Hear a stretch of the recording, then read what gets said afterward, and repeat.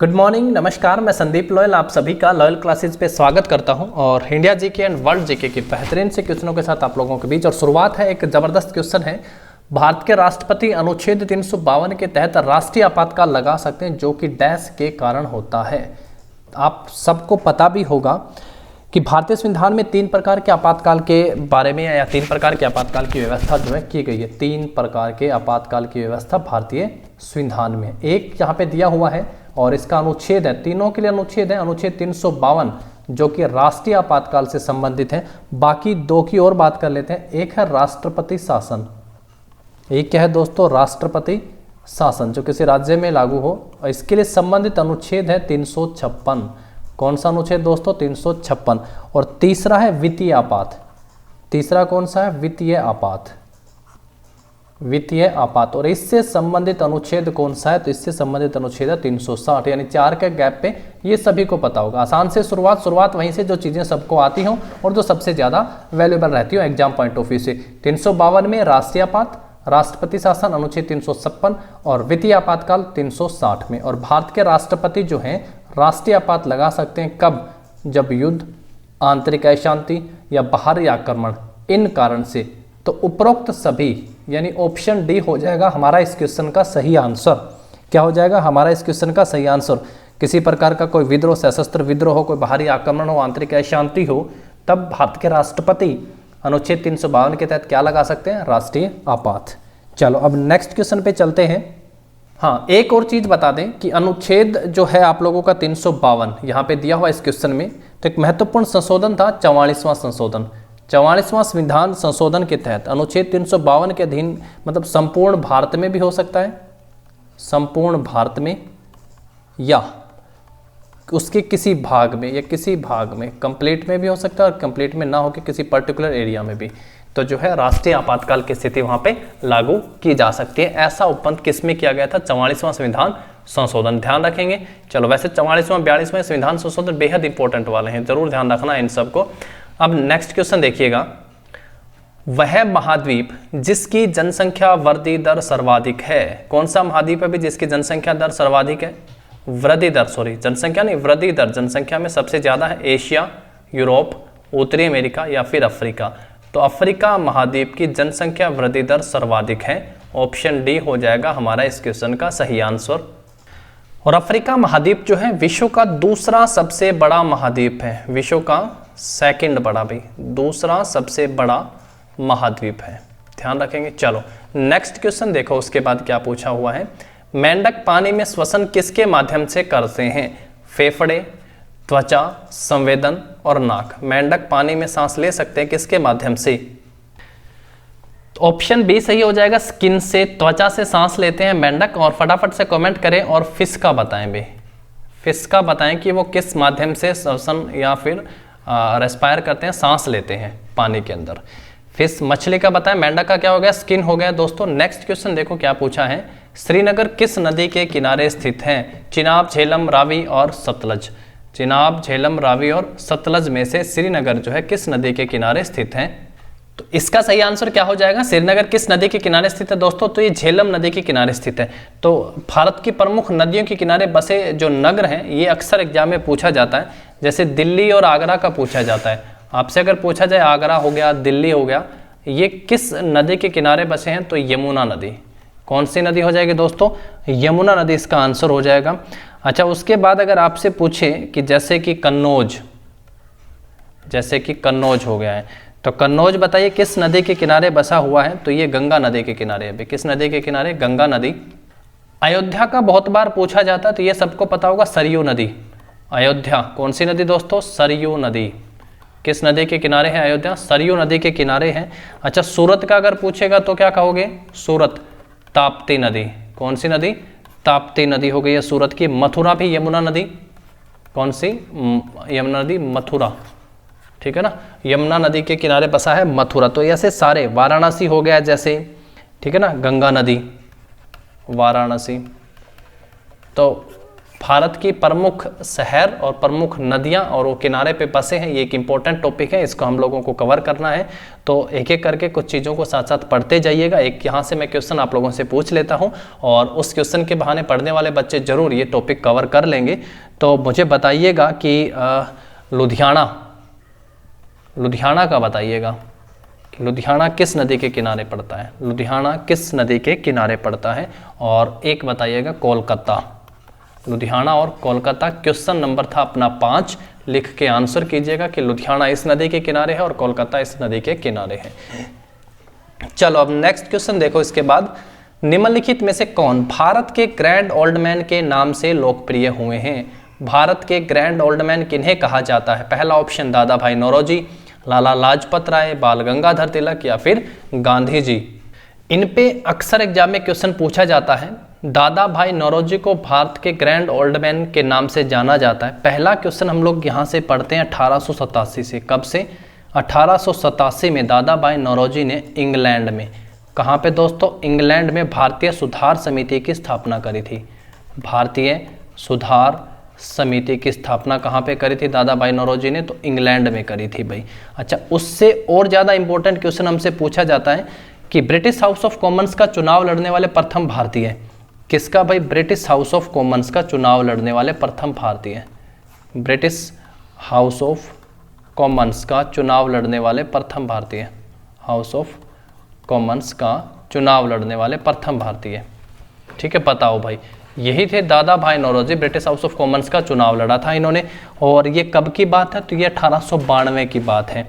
किस पार्टी के उम्मीदवार के तौर पे चुनाव लड़ा था? तो लिबरल पार्टी, लिबरल पार्टी के उम्मीदवार के तौर पे इन्होंने चुनाव लड़ा और जीते भी थे भाई। ये Liberal Party 1892 British House of Commons का चुनाव जीतने वाले भारतीय Dadabhai Naoroji, grand old man of Punjab के नाम से जाना जाता है। 1887 में इंग्लैंड में भारतीय सुधार समिति की स्थापना करी थी।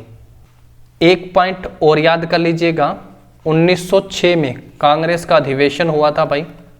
1906 में कांग्रेस का अधिवेशन की अध्यक्षता करी थी उन्होंने।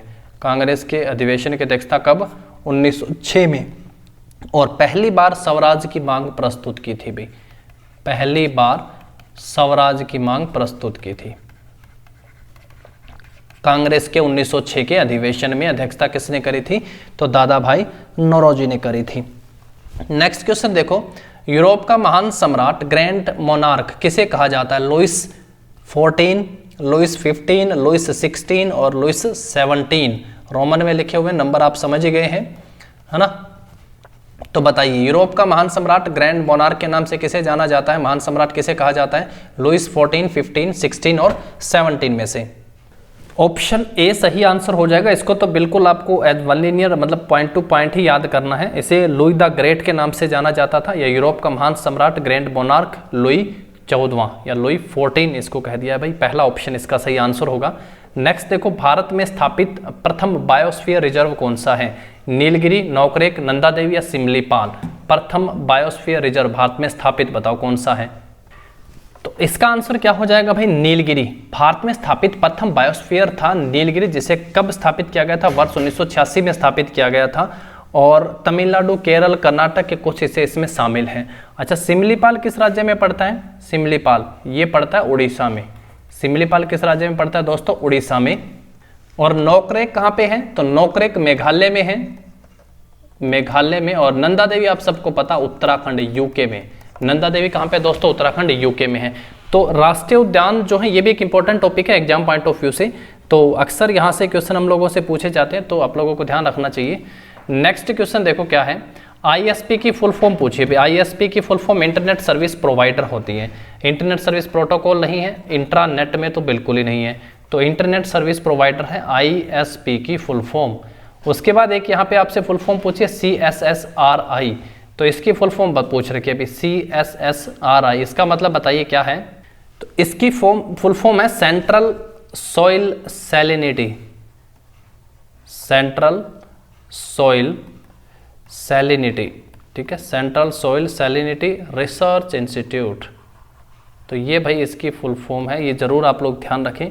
नेक्स्ट है संयुक्त राष्ट्र संघ के किस अंग में संयुक्त राष्ट्र के सभी सदस्य जो हैं इसके सदस्य होते हैं। मैं देखो रोज हम लोग संयुक्त राष्ट्र संघ का एक आध क्वेश्चन मिल जाता है। मैंने आपको कल की क्लास में कहा था इन पेपरों में जो लगभग UN यानी संयुक्त राष्ट्र संघ से 20+ क्वेश्चन जो हैं पूछे गए, 20 क्वेश्चन तो पूछे गए होंगे। और यहाँ पूछा है संयुक्त राष्ट्र संघ के अंग, 6 अंग होते हैं, बार बार हम उनको पढ़ते हैं। अब फिर से फटाफट से रिवाइज कर लेते हैं। सबसे पहले स्थापना, संयुक्त राष्ट्र संघ की स्थापना कब हुई थी दोस्तों? तो 24 अक्टूबर 1945 को संयुक्त राष्ट्र संघ की स्थापना हुई थी। कितने अंग हैं इसके? 6 हैं। उनमें से सबसे पहला जो इस क्वेश्चन का आंसर है कि संयुक्त राष्ट्र के किस अंग में संयुक्त राष्ट्र के सभी सदस्य इसके सदस्य होते हैं? तो महासभा, आम सभा नहीं है यहाँ पे भाई, महासभा। ठीक है, थोड़ा सा सही कर लेते हैं। महासभा के सभी सदस्य जो हैं संयुक्त राष्ट्र संघ में शामिल होते हैं, महासभा। ऑप्शन सी सही आंसर हो जाएगा। पहला ये हो गया है। उसके बाद एक हो गया है आपका सुरक्षा, सिक्योरिटी काउंसिल जिसको बोलते हैं सुरक्षा परिषद। महासभा को तो विश्व की लघु संसद कह देते हैं, विश्व की लघु संसद किसे कहा जाता है? तो महासभा को। अच्छा, सुरक्षा परिषद को दुनिया का पुलिसमैन कहा जाता है। सामाजिक और आर्थिक परिषद हो गया तीसरा अंग, सेक्रेटेरिएट सचिवालय हो गया चौथा। अच्छा, पांचवा ICJ अंतर्राष्ट्रीय न्यायालय, और छठा आपका क्या बचता है? ट्रस्टीशिप जिसको बोलते हैं प्रन्यास परिषद, ट्रस्टीशिप TRU लिख देते हैं, ट्रस्टीशिप प्रन्यास परिषद। अच्छा, UN का हेडक्वार्टर अगर आपसे पूछेगा तो कहाँ ये पे है? न्यूयॉर्क में। कहाँ पे दोस्तों? न्यूयॉर्क में है। और जो 6 अंग हैं इनमें से केवल ICJ अंतर्राष्ट्रीय न्यायालय को छोड़ के बाकी सभी का हेडक्वार्टर भी कहाँ पे है? तो न्यूयॉर्क शहर में है। जबकि ICJ का हेडक्वार्टर नीदरलैंड के द हेग में है। कहाँ पे दोस्तों? हैग में। ये तो बहुत कॉमन सी बात हो गई। अब यहाँ तक क्वेश्चन पूछे थे पेपर में, अभी इसमें भी पूछा, वो हम लोग खैर आगे डिस्कस करेंगे। और पहला तो इम्पोर्टेंट ये पूछा था कि कामकाज की भाषा कौन सी होती है? तो फ्रेंच और अंग्रेजी कामकाज की भाषा है, और 6 भाषाओं को मान्यता प्राप्त है। तो 2 तो ये हो गई, बाकी 4 मैंने एक वर्ड लिखा था कार्स। तो C से चाइनीज हो गया, अरबी हो गया, रशियन हो गया है, और आपका यहाँ पे स्पेनिश हो गया है। ठीक है, चाइनीज, अरबी, रशियन और स्पेनिश, ये 4 और 2 6 भाषाओं को मान्यता प्राप्त है। तो यहाँ तक तो आप समझ गए होंगे चीज़ें, क्योंकि ये चीज़ें तो हम लोग रोज रिपीट कर रहे हैं। नेक्स्ट देखो, 2032 के ओलंपिक कहाँ होंगे? भाई अभी 2020 ओलंपिक टोक्यो में हुए थे 2021 में। 2032 के पूछे, पूरा शेड्यूल तो आ ही चुका है, 2032 तक के पेपर में पूछ लिए दोस्तों। यूँ नहीं है कि 24 के पूछ लेते, 28 के पूछ लेते, पर 32 के पूछे। बताओ कहाँ पे होंगे? दक्षिण कोरिया, इंडोनेशिया, ऑस्ट्रेलिया या फिर UAE में? एक एक करके याद करते हैं। सबसे पहले तो 2020 में टोक्यो में हुआ, उसके बाद 2024 के जो ओलंपिक हैं वो कहाँ पे होंगे? फ्रांस में होंगे। कहाँ पे होंगे दोस्तों? फ्रांस के पेरिस में होंगे। उसके बाद 2028 के ओलंपिक कहाँ पे? लॉस एंजलिस यानी अमेरिका में होंगे। कहाँ पे होंगे? अमेरिका में। और 2032 ब्रिस्बेन के कहाँ पे होंगे दोस्तों? तो ऑस्ट्रेलिया में। 2032 के ओलंपिक कहाँ पे होंगे? ऑस्ट्रेलिया में होंगे। तो ये इस क्वेश्चन का सही आंसर हुआ, पर ये तो इस पेपर में पूछ लिया है। 2024 के याद रखें ओलंपिक कहाँ पे होंगे? फ्रांस में। जबकि 2028 के ओलंपिक कहाँ पे होंगे? अमेरिका में होंगे। तो ये भी दोनों बहुत इंपॉर्टेंट वाले पॉइंट हो गए हैं आने वाले एग्जाम के लिए, आप लोग इसको जरूर ध्यान रखें। चलो नेक्स्ट क्वेश्चन देखो। इसके बाद मैंने कहा था क्वेश्चन आज के बहुत इंपॉर्टेंट है, बहुत खास है, और क्वेश्चन ऐसे होंगे जो आप लोगों ने पहली बार भी देखे होंगे। तो कुछ नया भी सीखने को आप लोगों को यहाँ से मिलेगा। फटाफट से वीडियो को लाइक और शेयर कर दीजिए। और आज के पूरे दिन का शेड्यूल, टाइम टेबल मैंने ऑलरेडी टेलीग्राम पे शेयर कर दिया है, आप लोग जाके देख सकते हैं और समय पर क्लास ले सकते हैं। जब तक आपका पेपर होगा तब तक शेड्यूल डेली आप लोगों का जो है टाइम टेबल जो है वो बिल्कुल टेलीग्राम चैनल पे शेयर कर दिया जाएगा। तो आप अपने दोस्तों के साथ टेलीग्राम चैनल को भी शेयर कर दिए ताकि लोग वहाँ पे जुड़ें। चुनाव होने से कितनी देर पहले आचार संहिता लग जाती है, या यूँ कहें कि चुनाव प्रचार समाप्त हो जाता है? चुनाव प्रचार चुनाव होने से कितने समय पहले बंद हो जाता है? 24 घंटे, 36 घंटे, 12 घंटे या 48 घंटे? तो दोस्तों 48 आवर, 48 घंटे पहले चुनाव प्रचार समाप्त हो जाता है चुनाव होने से पहले। ऑप्शन डी अपना इस क्वेश्चन का सही आंसर हो जाएगा।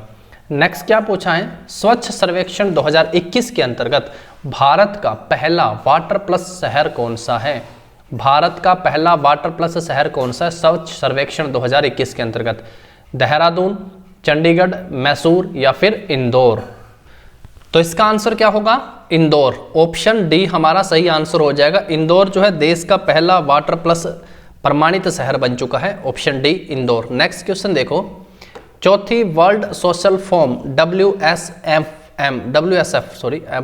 WSF की बैठक कहाँ आयोजित की जाएगी? चौथी, दिल्ली में, मुंबई में, मॉन्ट्रियल या इनमें से कोई नहीं? तो वर्ल्ड सोशल फोरम, WSF की फुल फॉर्म क्या है? वर्ल्ड सोशल फोरम की जो चौथी जो बैठक है वो कहाँ पे आयोजित की जाएगी? तो ये होगी मॉन्ट्रियल में। ऑप्शन सी हो जाएगा हमारा इस क्वेश्चन का सही आंसर। नेक्स्ट क्या पूछा है? चौथी वर्ल्ड सोशल फोरम WSF की बैठक कहाँ आयोजित की गई थी? देखो थोड़ा सा खास इसलिए हो गया कि इससे पहले जो बैठकें थी वो ब्राजील में आयोजित हुई थी। ब्राजील के बाहर ये पहली बैठक है WSF की, वर्ल्ड सोशल फोरम इसको कह दिया। WSF की full form world social forum. अच्छा, अब पेपर में हमसे पूछ लिया है और ऑप्शन भी हमारे भारत के हैं, तो ये तो भारत में आयोजित हुई थी। कहाँ पे आयोजन हुआ था इसका दोस्तों? इंडिया में जनवरी में इसका आयोजन हुआ था। अच्छा, इंडिया में जनवरी में आयोजन हुआ था। 2 शहर है भारत के, दिल्ली, मुंबई। तो इसका आयोजन कहाँ पे किया गया था? तो मुंबई में आयोजन हुआ था। ऑप्शन बी मुंबई हो जाएगा हमारा इस क्वेश्चन का सही answer. 4th world social forum was held in Mumbai, India. ठीक है, चलो नेक्स्ट क्वेश्चन देखो क्या पूछा है। संयुक्त राष्ट्र महासभा की पहली महिला अध्यक्ष कौन? संयुक्त राष्ट्र महासभा अभी पढ़ के, महासभा को लघु संसद कहा जाता है। ये संयुक्त राष्ट्र संघ का एक अंग है जिसकी स्थापना कब हुई थी भाई? 24 अक्टूबर 1945 को जिसकी स्थापना हुई थी।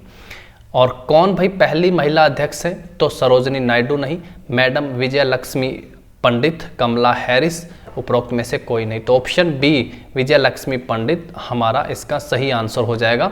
संयुक्त राष्ट्र की पहली महिला अध्यक्ष बनी है। ऑप्शन बी क्या होगा दोस्तों? इस क्वेश्चन का अपना सही आंसर होगा। उसके बाद देखो नेक्स्ट क्वेश्चन क्या पूछा है।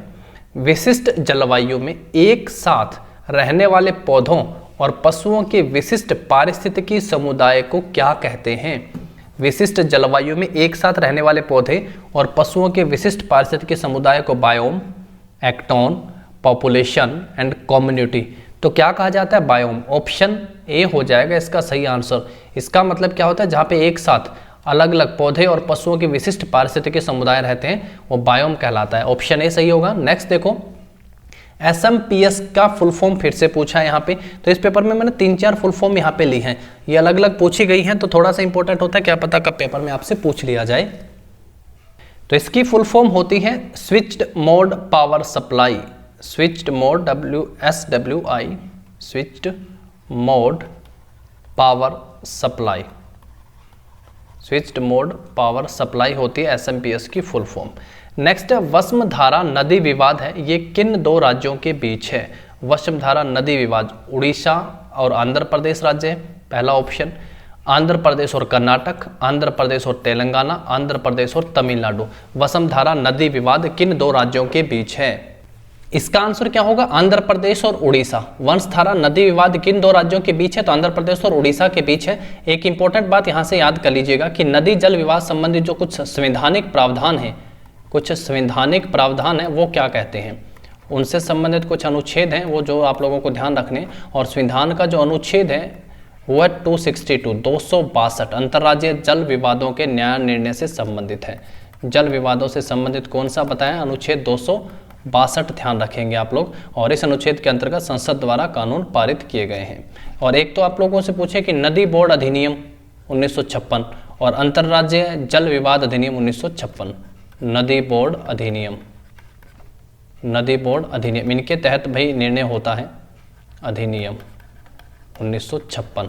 और दूसरा अंतर्राज्यीय जल विवाद अधिनियम वो भी 1956। नेक्स्ट क्वेश्चन देखो क्या पूछा है। मालाबार अभ्यास भारत का किसके साथ सैन्य अभ्यास है? तो कुछ संयुक्त सैन्य अभ्यास है जो भारत और अन्य देशों के साथ होते हैं। ये कई बार पेपर में पूछा है, जैसे कि मित्र शक्ति आपसे पूछे। कौन सा पूछे? मित्र शक्ति इंडिया और श्रीलंका। मित्र शक्ति किसके बीच है दोस्तों? इंडिया और श्रीलंका के बीच है। इस तरीके से बहुत सारे हैं जो आप लोगों को ध्यान रखने हैं। और यहाँ आपसे पूछा मालाबार, तो यूएस और जापान, चीन और जापान, जापान और दक्षिण कोरिया, इनमें से कोई नहीं। तो मालाबार अभ्यास भारत यूएस और जापान के साथ एक सैन्य अभ्यास है। ऑप्शन नंबर जो है ए हमारा इस क्वेश्चन का सही आंसर हो जाएगा। नेक्स्ट क्वेश्चन देखो क्या पूछा है, भारतीय संविधान की निम्नलिखित में से कौन सी अनुसूची दल बदल विरोधी कानून से संबंधित है? कौन सी अनुसूची पे अनुसूची से क्वेश्चन पूछा है। मूल संविधान में अनुसूचियों की संख्या 8 थी, उसके बाद कितनी अनुसूची और ऐड हो गई? 4 हो गई। भारतीय संविधान में कितनी अनुसूचियां हो गई हैं? 12 हो गई हैं। और ये चारों के चारों ऑप्शन जो आप लोग देख रहे हो, ये बाकी जो बाद में ऐड हुई हैं जिनके तहत अलग अलग संविधान संशोधन हुआ था, वो है 9वीं, 10वीं, 11वीं और 12वीं अनुसूची। और सबसे पहले 9वीं अनुसूची जोड़ी गई थी। कब जोड़ी गई थी दोस्तों? तो 1951 में। कब जोड़ी गई थी 9वीं अनुसूची? 1951 में। ये भूमि अधिग्रहण से संबंधित थी। किससे संबंधित थी? संपत्ति या भूमि अधिग्रहण से संबंधित थी। किसी भी प्रकार के डेवलपमेंट कार्य के लिए किस तरीके से कैसे करना है उसके लिए जो कुछ उल्लेख किया गया था यहाँ पे। 10वीं अनुसूची अगर पूछे 10वीं अनुसूची तो ये कब ऐड की गई थी? तो ये 1985 में। 10वीं अनुसूची कब के ऐड की गई थी? तो 1985 में ऐड की गई थी। 11वीं अनुसूची पंचायती राज से जुड़ी हुई है। 11वीं और 12वीं 1993। 11वीं और 12वीं पता है ना, पंचायती राज से जुड़ी हुई है। 12वीं अनुसूची जो है किससे जुड़ी हुई है? शहरों में। और 11वीं है गाँव में, पंचायतों से और स्थानीय स्वशासन से आप कह सकते हो। 11वीं 12वीं अनुसूची स्थानीय स्वशासन से जुड़ी हुई 1993 के तहत इनको जोड़ा गया था। अच्छा, अब अगर इनमें संशोधन बात करें कि कौन सा संविधान संशोधन हुआ, तो 12वीं अनुसूची के लिए भारतीय संविधान में कौन सा संविधान संशोधन हुआ था? 74वां संविधान संशोधन हुआ था। 12वीं अनुसूची जिसके तहत जोड़ी गई, कौन सा? 74वां। अच्छा, उसके बाद 11वीं जो अनुसूची है, 11वीं जो अनुसूची है इसके लिए कौन सा संविधान संशोधन हुआ था? 73वां संविधान संशोधन हुआ था। अब 10वीं है वो मैंने आपको ये तो बता दिया कि 10वीं अनुसूची जो 1985 में जोड़ी गई, और इसके लिए भारतीय संविधान में कौन सा संविधान संशोधन हुआ था? 52वां संविधान संशोधन हुआ था। और यही इस क्वेश्चन का आंसर है जो कि संबंधित है किससे? दल बदल संबंधी कानून प्रावधानों से संबंधित है। 52वां संविधान संशोधन के तहत इसे वर्ष 1985 में जोड़ा गया था। 10वीं अनुसूची दल बदल संबंधी है, तो ऑप्शन जो है हमारा बी इस क्वेश्चन का सही आंसर हो जाएगा। और जो 1951 में अधिग्रहण से संबंधित है, इसके तहत कौन सा संविधान संशोधन हुआ था? तो ये इंपॉर्टेंट हो जाता है। प्रथम संविधान संशोधन हुआ था जिसके तहत 9वीं अनुसूची, अगर पेपर में पूछे कि भारतीय संविधान में प्रथम पहला संविधान संशोधन के तहत क्या ऐड किया गया था, तो 9वीं अनुसूची जोड़ी गई थी। या ऐसा पूछ ले कि 9वीं अनुसूची को जोड़ने के लिए भारतीय संविधान में कौन सा संशोधन हुआ था, तो पहला संविधान संशोधन हुआ था। आई होप ये सारे पॉइंट ध्यान रखेंगे। फटाफट से एक छोटी सी रीडिंग इनकी कर लेते हैं कि मूल संविधान में 8 अनुसूचियां थी और 8वीं मानक भाषाओं से संबंधित थी। 7वीं तो बहुत बार हम पढ़ चुके हैं। 7वीं अनुसूची शक्तियों का बंटवारा था। दोस्तों हो गई कि नहीं? 7 से आगे तो 12 यानी 6 लास्ट की अनुसूची हमें याद हो गई हैं। ठीक है, 6 लास्ट की याद हो गई। पहले सबको पता है जिसमें भारत के संघ राज्य के बारे में है ही। एक एक करके इस तरीके से बार बार जब मिसलेनियस क्वेश्चन करने का ये बेनिफिट, ये फायदा रहता है ना। मूल संविधान में 8 अनुसूची, फिर संशोधन के तहत 4 अनुसूची जोड़ी गई। पहला संविधान संशोधन हुआ जिसके तहत 9वीं अनुसूची जोड़ी गई। कब? 1951 में। 1951 के बाद आया 52वां संविधान संशोधन हुआ। 10वीं अनुसूची जोड़ी गई जो कि दल बदल संबंधी है। कब? 1985 में। अच्छा, उसके बाद फिर 11वीं और 12वीं तो आप सबको पता स्थानीय स्वशासन से संबंधित है।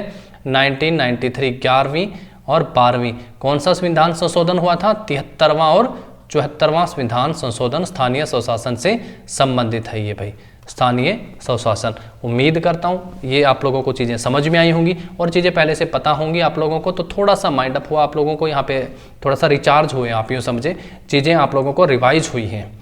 अब नेक्स्ट क्वेश्चन देखो, धन शोधन को रोकने के लिए रिजर्व बैंक ऑफ इंडिया द्वारा उठाए गए कदमों में से यह एक कदम है। धन मनी लॉन्ड्रिंग को रोकने के लिए क्या है भाई? आधार कार्ड, KYC। नाउ KYC बिल्कुल ऑप्शन बी क्या हो जाएगा आपका? स्टेट, इसका आंसर हो जाएगा गूगल पे, फोन पे नहीं, KYC। कल भी हम लोगों ने RBI से रिलेटेड क्वेश्चन पढ़ा था, थोड़ा सा रिवाइज कर लेते हैं। सबसे पहले RBI की स्थापना कब की गई थी दोस्तों? तो 1 अप्रैल 1935 को, आसान वाला है, 1 अप्रैल 1935 को RBI की स्थापना की गई थी। अच्छा, इसका राष्ट्रीयकरण कब हुआ था? RBI का राष्ट्रीयकरण कब हुआ था? तो इसका राष्ट्रीयकरण 1 जनवरी 1949 को हुआ था। 1 जनवरी 1949 को RBI का राष्ट्रीयकरण, स्थापना 1 अप्रैल 1935 को। अच्छा गुरुजी, कल तो जो पेपर में क्वेश्चन पूछा गया था वो क्या था? तो वो इसके लोगो से क्वेश्चन पूछा गया था। इसके लोगो में एक पाम ट्री है, a palm tree, and then second one is the tiger. Animal पूछेगा तो टाइगर भाई, और ट्री पाम ठीक है, ये दोनों इंपॉर्टेंट है। ये तो लोगों से क्वेश्चन जो यहाँ से पूछा था। स्थापना के समय अधिकृत पूंजी कितनी थी भाई? 5 करोड़ के साथ शुरुआत हुई थी, 5 करोड़। अच्छा, और इसी पेपर में क्वेश्चन पूछा गया था कि किस समिति की सिफारिशों पर भारतीय रिजर्व बैंक की स्थापना की गई थी? थोड़ा सा जिन बच्चों ने पुलिस वाला पेपर दिया उन्होंने जरूर ये क्वेश्चन देखा होगा। तो हिल्टन यंग आयोग की सिफारिशों पर, हिल्टन यंग आयोग की सिफारिशों पर क्या किया गया था भाई? आरबीआई की स्थापना की गई थी। हिल्टन यंग आयोग, यानी ये पहला आयोग था जिसने केंद्रीय बैंक के रूप में रिजर्व बैंक की संस्तुति पेश की थी। तो ऑप्शन देखने हैं, और यहाँ इस छोटे से क्वेश्चन का तो आंसर केवाईसी हो ही गया है, ठीक है ना। अब चलो नेक्स्ट क्वेश्चन के ऊपर। सुरक्षा परिषद के 5 स्थायी सदस्य बताओ। सुरक्षा, ये देखो यूएन या यूं कहें संयुक्त राष्ट्र संघ से या वहां से पूछा जाने वाला तीसरा क्वेश्चन है। सुरक्षा परिषद सिक्योरिटी काउंसिल के 5 स्थायी सदस्य बताओ। अब कल परसों की क्लास आपने देखा तो हमने पढ़ा था वीटो पावर के बारे में। हमने किसके बारे में पढ़ा था दोस्तों? Veto power. और वहां पे हमने पढ़ा था सुरक्षा परिषद के कुछ 5 स्थायी सदस्य होते हैं और 10 होते हैं अस्थायी सदस्य, है ना। वहां पे हम लोगों ने चीज पढ़ी थी। वीटो पावर किसके पास नहीं है, ये क्वेश्चन हमसे पूछा गया था। ये क्वेश्चन पूछा गया था कि नहीं पूछा था बताओ? बिल्कुल पूछा गया था। सुरक्षा परिषद जिसे दुनिया का पुलिसमैन कहा जाता है, और वीटो पावर 5 जो स्थायी सदस्य हैं उनकी सहमति होती है। तो कौन से देश हैं जो 5 स्थायी हैं? पहले तो आप लोग इस तरीके से याद भी रख लो कि जो सुरक्षा परिषद होता है, जो सिक्योरिटी काउंसिल होता है, सिक्योरिटी काउंसिल को जिसे दुनिया का पुलिसमैन कहा जाता है, इसमें कुल सदस्य कितने होते हैं? सबसे पहले तो 15 सदस्य होते हैं। 10 + 5 कुल कितने होते हैं? 15। ये 5 तो हैं स्थायी वाले, ये 5 हैं स्थायी सदस्य, और ये 10 जो है अस्थायी सदस्य हैं। ये 10 क्या है दोस्तों? अस्थायी सदस्य हैं। कुल कितने सदस्य होते हैं? 15 सदस्य होते हैं। बहुत इंपॉर्टेंट अंग है ये संयुक्त राष्ट्र संघ का। उन 5 में किस किस का नाम है? अच्छा, सबसे पहले लिखते हैं चीन, सबसे पहले लिखते हैं चीन। अच्छा, उसके बाद बताओ दूसरा लिखते हैं अमेरिका, दूसरा लिखते हैं क्या? अमेरिका। अच्छा, उसके बाद तीसरा बताओ, तीसरा लिखते हैं रूस। तीसरा कौन सा लिखते हैं? रूस लिखते हैं। अमेरिका, चीन, रूस। चौथा बताओ ब्रिटेन और फ्रांस। कौन से? ब्रिटेन और फ्रांस। ये हैं भाई 5 स्थायी सदस्य, 5 स्थायी सदस्य। और मैंने एक वर्ड लिखा था कार्स लिखा था, इसमें मैंने बताया था कि 4 तो ये हैं, भाषाएं बोली जाती हैं, फ्रेंच और अंग्रेजी 2, ठीक है। सी से बताया था चाइनीज़ है, तो चीन जो है, चाइना जो है वो भी स्थायी सदस्य में आ गए हैं। ए से अरबी बताया था, लेकिन मैंने पहले ही कहा था अंग्रेजी भी है, तो वो कौन सा है? अमेरिका आ गया है। आर रशियन भाषा बोली जाती है, तो वो रूस आ गया है, ठीक है। और एस से स्पेनिश बोली जाती है, अभी भाषा थी। ब्रिटेन और फ्रांस आप लोग ध्यान रखेंगे, ठीक है ना, फ्रांस। ये जो है ये स्थायी सदस्य हैं संयुक्त सुरक्षा परिषद के 5, ठीक है। चलो अब उसके बाद देखो नेक्स्ट क्वेश्चन। नेक्स्ट क्वेश्चन 18वां गुट निरपेक्ष आंदोलन कहाँ हुआ? 18वां गुट निरपेक्ष आंदोलन कहाँ हुआ, ये क्वेश्चन पूछा। इससे रिलेटेड भी हम लोगों ने नाम समिट के बारे में भी हम लोगों ने कल पढ़ा था, नॉन अलाइंस मूवमेंट के बारे में भी। तो लास्ट कहाँ हुआ था, पहला कहाँ हुआ था, ये दोनों क्वेश्चन हम लोगों ने कल की क्लास में भी करे थे। आज थोड़ा सा इनको रिवाइज कर लेते हैं। 18वां गुट निरपेक्ष शिखर सम्मेलन अजरबैजान की राजधानी बाकू में हुआ था। अजरबैजान की राजधानी है बाकू, राजधानी भी जरूर ध्यान रखेंगे। अजरबैजान की राजधानी बाकू में 18वां गुट निरपेक्ष आंदोलन सम्मेलन हुआ था। और पहला पूछेगा तो वर्ष 1961 में, कहाँ कब, कब का तो 1961 ध्यान रखेंगे। और कल वाला याद है तो आप सबको पता होगा, बेलग्रेड में, बेलग्रेड में जो कि यूगोस्लाविया में, कहाँ पे? यूगोस्लाविया में, बेलग्रेड यूगोस्लाविया में सम्मेलन हुआ था भाई पहला 1961 में। और लास्ट अजरबैजान की राजधानी बाकू में हुआ था। अजरबैजान की राजधानी बाकू में 18वां गुट निरपेक्ष और पहला बेलग्रेड यूगोस्लाविया, दोनों ध्यान रखने हैं, ये दोनों इंपॉर्टेंट हैं, आपसे कभी भी पेपर में पूछे जा सकते, पूछे गए अनेकों बार पूछे गए हैं भाई। नेक्स्ट है CMYK का मतलब क्या है, इसकी फुल फॉर्म है भाई। तो ये कलर है, और C से मतलब है यहाँ पे सियान, उसके बाद M से मतलब है यहाँ पे मेजेंटा, M से है मेजेंटा, और Y से मतलब है येलो, और K से है मतलब की, जिसको ब्लैक की और ब्लैक बोल देते हैं, ठीक है। ये इसकी फुल फॉर्म है SCMYK।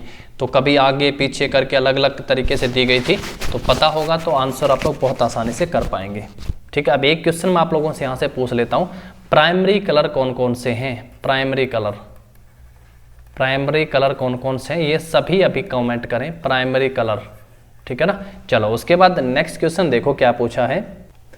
भारत ने 450 गीगावाट नवीकरणीय ऊर्जा पैदा करने का लक्ष्य कब तक कर रखा है। 450 गीगावाट नवीकरणीय ऊर्जा पैदा करने का लक्ष्य 2025, 2015, 2040 या फिर 2030 तक का। तो 450 के लिए भारत ने ये लक्ष्य जो है 2030 तक रखा है भाई, कि 450 गीगावाट नवीकरणीय ऊर्जा के लिए लक्ष्य निर्धारित है। ये फिक्स किया है कि 2030 तक हम ऐसा कर लेंगे। ऑप्शन सी सही और डी सही आंसर हो जाएगा इस क्वेश्चन का। और ऐसा महामहिम राष्ट्रपति महोदय रामनाथ कोविंद ने जब संयुक्त सदन की अध्यक्षता कर रहे थे, उस समय उन्होंने ऐसा कहा था जब वो दोनों सदनों के संयुक्त बैठक को संबोधित कर रहे थे कि 2030 तक भारत 450 गीगावाट अक्षय ऊर्जा का उत्पादन करेगा। Option D. नेक्स्ट, निम्नलिखित में से कौन से राज्य ने मिलेट मिशन भारत को मिलेट हब बनाने के उद्देश्य के साथ आरंभ किया है। पहला ऑप्शन है कर्नाटक, दूसरा ऑप्शन है हरियाणा, तीसरा ऑप्शन है छत्तीसगढ़ और चौथा ऑप्शन है इनमें से कोई नहीं। और इसकी शुरुआत छत्तीसगढ़ से की गई है। छत्तीसगढ़ के मुख्यमंत्री भूपेश बघेल हैं, ये भी पेपर में पूछा। तो छत्तीसगढ़ के मुख्यमंत्री भूपेश बघेल ने इसकी शुरुआत की थी। ऑप्शन सी हमारा इस क्वेश्चन का सही आंसर हो जाएगा। तो ये थे दोस्तों आज के कुछ इंपॉर्टेंट इंडिया जीके और वर्ल्ड जीके से पूछे गए क्वेश्चन। उम्मीद करता हूँ आप लोगों के लिए कंटेंट बहुत ज़्यादा हेल्पफुल और वैल्यूबल रहा होगा। और अगर ऐसा है तो फटाफट से वीडियो को लाइक और शेयर कर दीजिए। और फिर मिलते हैं कुछ नए क्वेश्चनों के साथ। तब तक के लिए पढ़ें, देखते रहें and all the very best for exam and have a nice day. Thank you.